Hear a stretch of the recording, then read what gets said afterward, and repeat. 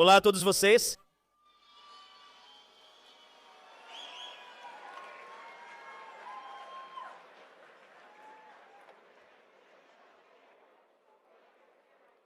Eu nunca pensei que me sentiria tão bem em casa como agora, como estou me sentindo agora.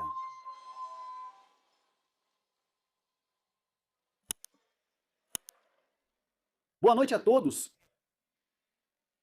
Quero agradecer a todos os presentes, aos organizadores que tornaram esta noite possível. É uma grande honra para mim estar aqui e receber hoje o Prêmio Titan de Reforma Econômica. Para aqueles que não me conhecem, sou economista e tive a honra de conduzir os destinos do meu país. Durante toda a minha vida, fui um entusiasta da teoria econômica e dos fatos. A teoria e a minha própria história me levaram às ideias da escola austríaca de economia, e especialmente às ideias de liberdade. Como tal, eu sou um defensor das ideias de liberdade, ou seja, da defesa inabalável do direito à vida, à liberdade e à propriedade. Isso se deve ao fato de ter vivido grande parte da vida adulta em um país socialista. Receber essa honra me enche de orgulho. Eu já disse que o socialismo é uma doença da alma, que ele ataca e corrói o ser humano em seus valores fundamentais. E se não for combatido a tempo, pode levar à desgraça, como aconteceu no meu país. No entanto, a maioria silenciosa está despertando, e como resultado, o curso da história muda. Hoje tenho a honra de ser chamado de titã das reformas econômicas, e devo dizer que esse título é realmente apropriado. A tarefa que enfrentamos na Argentina no último ano é realmente titânica. Não só pela escala, profundidade e complexidade das reformas que implementamos, mas também porque temos que lutar contra a extorsão e a sabotagem de interesses corporativos enraizados no poder do antigo regime. Gostaria de aproveitar esta oportunidade para compartilhar com vocês algumas ideias sobre o que estamos fazendo, que alguns já chamam de milagre argentino, mas também sobre alguns equívocos da política tradicional. Porque a batalha será longa e precisamos das ferramentas intelectuais certas para vencê-la. Antes de tudo, estamos lutando contra as ideias de gradualismo. Nossa batalha é contra as ideias de gradualismo. Argentinos já estão acostumados a se decepcionar. Isso é consequência de 100 anos sob o socialismo. Aqui houve ditaduras e governos democráticos, mas o coletivismo, de uma forma ou de outra, sempre permaneceu inalterado. Também houve experiências reformistas, mas até agora todas elas fracassaram. Também houve experiências reformistas, mas até agora todas elas fracassaram. Nenhum deles fez a transição do coletivismo empobrecido para o capitalismo que redime a culpa dos pobres. Esse ciclo de ilusões e fracassos que durou décadas levou muitos argentinos a decidirem emigrar, se tivessem essa oportunidade, ou se contentarem em sobreviver, caso não tivessem. Isso ocorreu durante quase todo o século XX, causando destruição de riqueza e capital. Isso define o chamado século da unificação da Argentina. As coalizões de governos que foram eleitas para realizar reformas na Argentina fracassaram rapidamente. E o círculo vicioso começou novamente.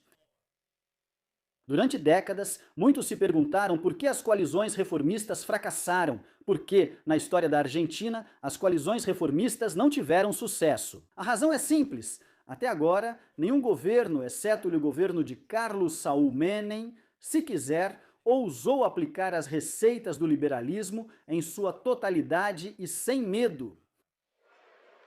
Isso acontece por medo de perder apoio, medo de romper acordos, medo de protestos sociais ou de perder as próximas eleições. Isso ocorre porque políticos de qualquer partido priorizam manter-se no poder a todo custo. Só então pensam nas mudanças prometidas. Da mesma forma que um empresário busca maximizar o lucro de sua empresa, o político tem uma principal força motriz: maximizar o tempo no poder e o orçamento que administram. É justamente por medo de perder apoio que eles adaptam suas ideias para mantê-lo de uma forma que lhes dê confiança, acreditando erroneamente que assim permanecerão no poder por mais tempo. Assim, sob qualquer pretexto, até mesmo aqueles que querem promover mudanças ou reformas escolhem reformas graduais, que inevitavelmente acabam em fracasso.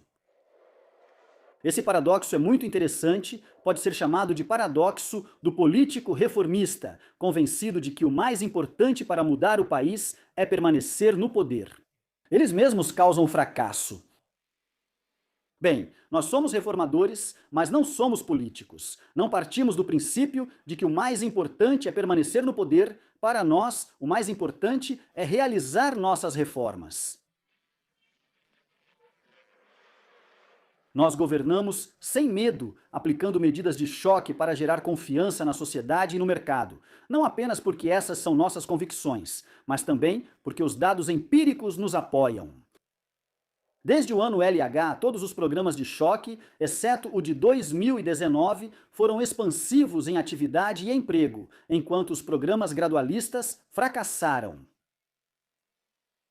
Em segundo lugar, não houve consenso com o adversário.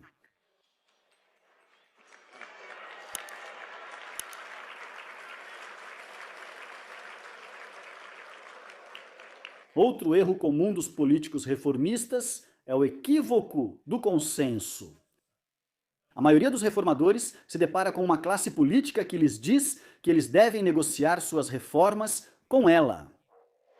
Porém, se os políticos com quem a pessoa lida representam uma ideologia oposta, vista como causa de todos os males, não há possibilidade de acordo. Não pode haver acordo entre o bem e o mal, porque trabalhamos por interesses antagônicos. As condições das reformas não podem ser acordadas com aqueles que vivem à custa da manutenção de seus privilégios.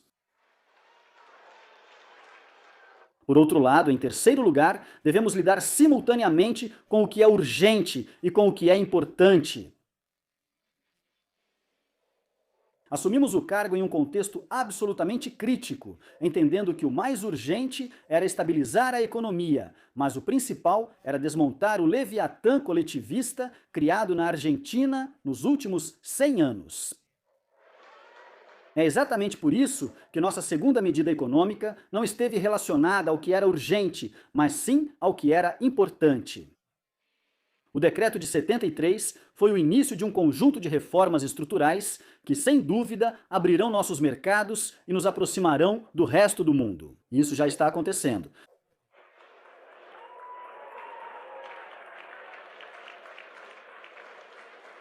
Após esse decreto, enviamos ao Congresso um projeto essencial que, junto, representa uma reforma do Estado 8 vezes maior que a do governo Carlos Saúl Menem. Em outras palavras, realizamos a maior reforma estrutural de toda a história da Argentina, revertendo 123 anos de decadência. Ou seja, não apenas lidamos com as questões urgentes de estabilização da economia, mas também colocamos em prática o projeto de reformas mais ambicioso da história do nosso país. Fizemos tudo ao mesmo tempo, pois o urgente não justifica adiar o importante.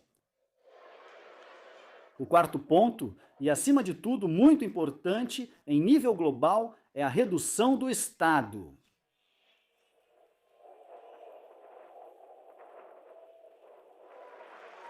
A ideia com a qual quero que vocês fiquem é que reformar o Estado significa devolver o poder que foi tirado dos cidadãos. E a única maneira de fazer isso é reduzir o Estado, não há outro caminho. Digo isso em resposta àqueles que defendem um Estado grande, mas eficiente. Eu sei que isso pode soar bonito ou bem intencionado, mas acreditem em mim, quando um político diz que precisa de um Estado eficiente, ele está defendendo melhores mecanismos para roubar a riqueza dos cidadãos.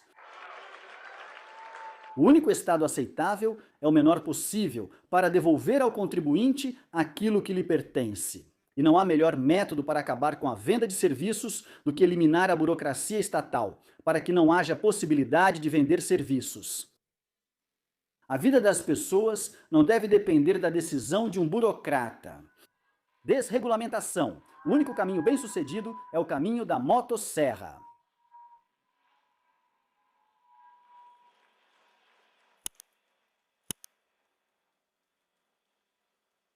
Porque o Estado que assume tarefas que não são de sua competência acaba não cumprindo com seus deveres principais.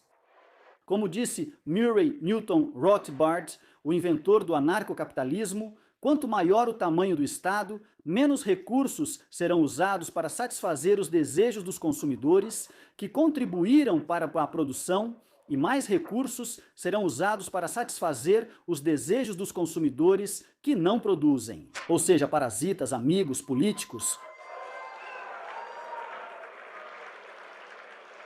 E, finalmente, mesmo com todas as mudanças que fizemos nesse primeiro ano de governo, que, aliás, foi quase unanimemente considerado um sucesso absoluto. No primeiro ano, alcançamos o maior superávit orçamentário dos últimos 123 anos. Reduzimos a inflação no atacado de 54 para 0,8. Diminuímos o nível de pobreza de 55 para 38. Em apenas um ano, já temos um nível de atividade e crescimento maior do que quando assumimos o poder. Estamos no governo há apenas um ano e estamos no governo há apenas um ano. Além disso, o Decreto 73, a Lei Básica, foram apenas a ponta do iceberg. Ainda temos que realizar 3.200 reformas estruturais, porque nosso objetivo é difícil, mas simples. Queremos fazer da Argentina o país mais livre do mundo. Pois sabemos que a liberdade traz prosperidade. Porque sabemos que nossas ideias funcionam, porque provamos isso ao longo de todo este ano. Isso foi só o começo, o melhor ainda está por vir. Agradeço a vocês por esse reconhecimento. Que Deus abençoe cada um de vocês e os argentinos, que possamos tornar a Argentina e os Estados Unidos grandes novamente e que a força celestial esteja conosco. Viva o triunfo! Muito obrigado.